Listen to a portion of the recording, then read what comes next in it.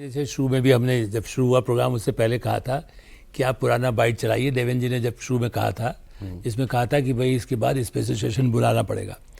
मेरा भी ऐसा मानना है कि देखिए स्टूडेंट वाला एजुकेशन चल रहा था पार्लियामेंट सेशन से पहले से, तो सरकार जो लॉन्ग टर्म में सोचती है उनके पास भी सोर्सेज हमारे आपके से ज़्यादा ही होते हैं नेचुरली, इतना तो मानेंगे आप। ये मैं तो मानता हूँ अपोजिशन के पास भी होते हैं, क्योंकि ब्यूरोक्रेसी 50 साल से उनके साथ भी रही है। कई चीज़ें राहुल गांधी को भी शायद पहले से पता चल जाती, इसलिए कुछ चीज़ें वो भी ऐसा करते हैं। ऐसा तो नहीं, लायल पुराने लोग भी, उनके भी कुछ लोग बैठे हैं अभी। इस दृष्टि से कुछ तो मान के चल रहे थे कि होगा, लेकिन हाँ कोशिश करेंगे।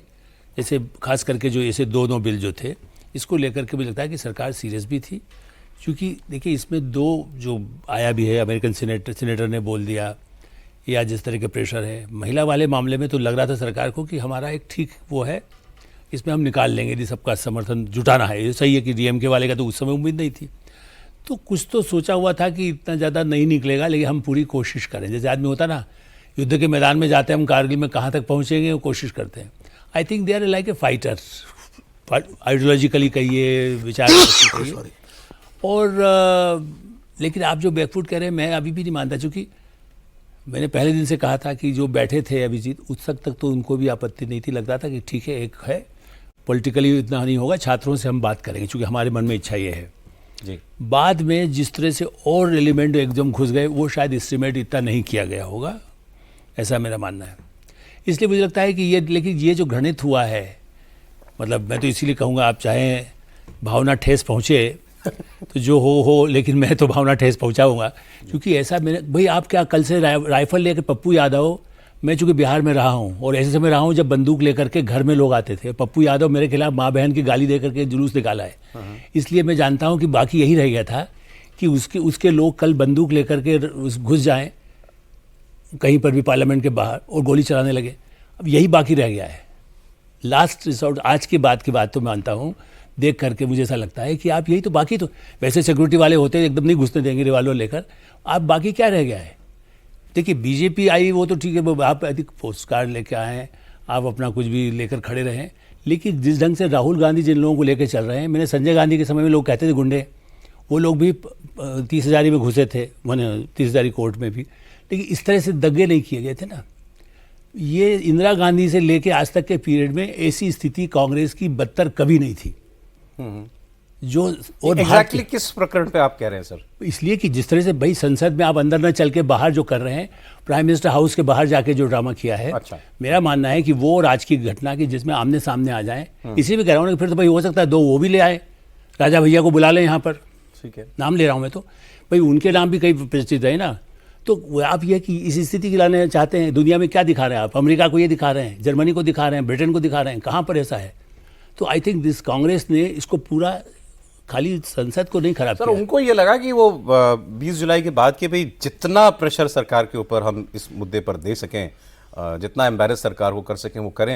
और जहां तक बिल वाली बात है, वो 22 दिन तैयारी करके आए थे कि यही करना है। मैं तो मान ही नहीं सकता नहीं कि उन्होंने उसको देख करके प्रेशर बनाया। देवर प्लान कि हमें ऐसा ही करना है। अब वो मान चुके, आप देखिएगा जब तक 2 साल तक सिर्फ राहुल गांधी यही काम करेंगे। नहीं ठीक है, लेकिन देवगौड़ा की सरकार मेरे पास अभी भी एक रिसर्च टीम ने मुझे भेजा, तो ऐसा नहीं है कि सरकार ने काम नहीं, इस सत्र में अपना काम नहीं किया। वो राज्यसभा में कई बिल पास 9 बिल पास हुए हैं सर, 9 बिल पास हुए हैं। सुप्रीम कोर्ट नंबर ऑफ जजेस amendment bill, public examinations prevention of unfair means amendment bill, registration of birth and deaths amendment bill, bankers book evidence bill, taxation and other laws bill, appropriation bill, national cooperation development corporation bill, Kerala alteration of name bill, tribunals reforms bill. Bill तो pass हुए हैं। Although ये भी data दे देना चाहिए साथ में कि 9 बिल जो पास हुए हैं इस सत्र में, ये कुल 50 मिनट में पास हो गए 9 बिल। खाली चर्चा उस पे हुई है, वो जो पेपर लीक वाले पे केवल उस पे एक दिन की 8 घंटे वो हुई थी। मगर ये ठीक है कि सरकार के पास ये बड़े बिल पास कराने के लिए ऐसा तो है ही नहीं कि कोई डेडलाइन थी कि इसी में करा पाओगे तो हो पाएगा, नहीं तो आगे भी प्रयास कर। तो लिस्टेड भी नहीं था भाई। हाँ, डिलिमिटेड वो तो हम लोग चूंकि मान रहे थे कि सरकार अपना जिस तरह से एफर्ट कर रही है कि लेके आएगी, वो लिस्टेड ही नहीं था। इसका मतलब सरकार ये देख रही थी कि हमारे पास नंबर होंगे तभी हम लाएंगे उसको, नंबर अगर नहीं होंगे नहीं लाएंगे। तो वो घोषित एजेंडे में नहीं था डिलिमिटेशन, और वो वन नेशन पहले ही कमेटी का वो हो गया था, सत्र से पहले ही हो गया था कि वो इस सेशन में नहीं आएगा।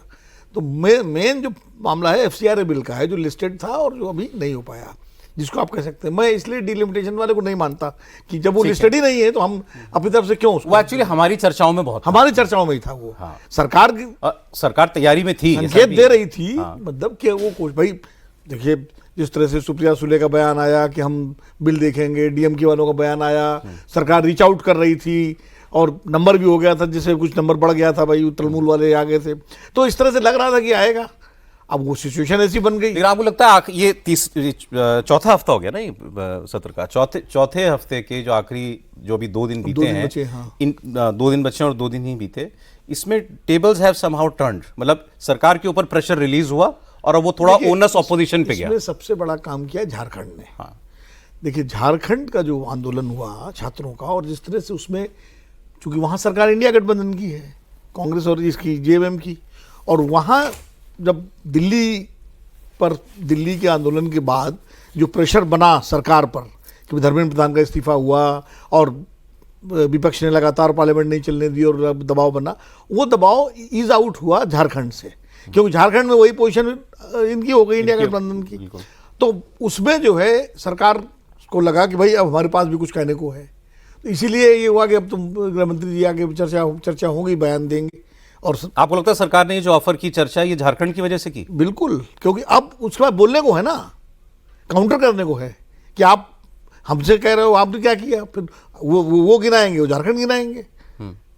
ये बात तो इसलिए मुझे लगता है कि हाँ, और लेकिन ये जरूर है कि सरकार सत्ता पक्ष, मतलब आलोक जी तो बहुत सीनियर है, हम लोगों से भी सीनियर है, सत्ता पक्ष ऐसे प्ले कार्ड लेके कभी प्रदर्शन करने निकला हो उससे बिल्कुल आकर के, हाउस के अंदर तो सत्ता पक्ष वाले करते हैं शोर शराबा सदन में जब, लेकिन बाकायदा जुलूस निकाल के प्ले कार्ड लेकर के ऐसा हुआ होगा पहले, पता नहीं, मेरी जानकारी में तो नहीं, लेकिन बहुत रेयर है, ये अनयूजुअल है। देखिए मजबूर तो इन्होंने किया ना, नहीं वो अभी कांग्रेस ने मजबूर किया ना, उन्होंने अपने आप तो नहीं इसका मतलब मजबूर किया नहीं, विपक्ष का दबाव बना ना, ये मैं कह रहा हूँ। मजबूर किया तो विपक्ष का दबाव इसके अंदर बन गया कि सरकार को भी उतरना पड़ा प्ले कार्ड लेकर के, सत्ता पक्ष को लेकर के।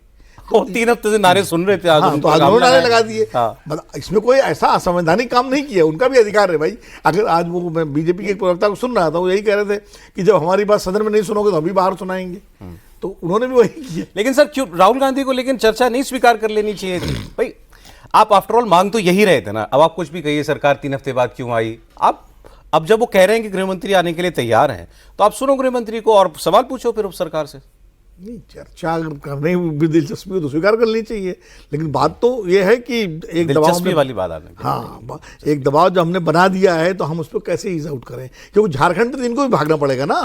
अब प्रॉब्लम ये है कि तब तक सरकार नहीं आ रही थी, जब तक उनके पास कुछ बोलने को नहीं था, जब सरकार के पास बोलने को है तो विपक्ष भी सोच रहा है। ऑल्दो कल उन्होंने खबर दी थी यही इसी बात पे कि भाई सरकार ये भी कह रही है कि वो अगर झारखंड से डर रहे हैं तो ये भी कह देना कि हम झारखंड नहीं उठाएंगे, दिल्ली पर ही बोलेंगे। गृह मंत्री के जवाब में झारखंड आएगा ही नहीं। और आज भी इस बात को कम्युनिकेट कांग्रेस को कराया जा रहा था कि अगर झारखंड को लेकर उनको डर लग रहा हो तो वो निश्चिंत रहें कि गृह मंत्री का जो जवाब होगा उनके अपने डोमेन में जो चीज़ें हैं स्वाभाविक तौर पे उस पर ही वो बोलेंगे। झारखंड उनके डोमेन में है नहीं, तो उसको काउंटर करने का ही मतलब नहीं, झारखंड का कोई प्रतिनिधि वहाँ पे नहीं जो उन सारे तथ्यों को रख सके सरकारी तौर पे, तो सरकार मंत्री के तौर पे तो होता नहीं। कांग्रेस पार्टी के भीतर सौरभ, बहुत सारे लोगों से जब इस बात को आज पूछा जा रहा था पार्लियामेंट में कि चलिए लेमैन के हिसाब से समझिए कि आपने लगातार कहा कि गृहमंत्री जवाब दें, गृहमंत्री जवाब दें, गृहमंत्री जवाब दें, और जब अब वहाँ से कहा जा रहा है कि हाँ गृहमंत्री जवाब देने को तैयार हैं, गृहमंत्री जवाब देंगे हाउस में, फिर आप जो भाग रहे हैं, तो लेमैन इसके तौर पे अगर आप देखें तो कैसे कोई समझेगा, तो सीधे समझ में आएगा ना कि आप भाग गए। तो उनका ये कहना था, उन लोगों का ये कहना था कि हाँ हम लोग इस बात पे सहमत हैं कि जनता में वो खराब गया, लेकिन अगर पार्टी ने ये फैसला कर लिया है तो कर लिया है। फिर वहाँ पर अब स्वाभाविक तौर पे वो ये कहना चाह रहे थे कि राहुल गांधी ने अगर डिसाइड कर लिया तो फिर उनको कौन समझाएगा, कौन ये बोलने जाएगा, क्योंकि सामान्य तौर पे तो ये बात समझ में आ रही है कि जो डिबेट आपको चाहिए अगर वो डिबेट मिल रही है फिर आप कैसे भाग सकते हैं। और जैसे प्ले कार्ड वगैरह की अगर बात करें तो इंडिया के सांसद पहले भी लेके आए हैं, लेकिन याद आ रहा है पहले भी किया है, प्ले कार्ड लेके इस तरह, लेकिन डिबेट को लेकर चर्चा करो, भागो मत, ये एकदम से दबाव कल राहुल गांधी को बयान के बाद है।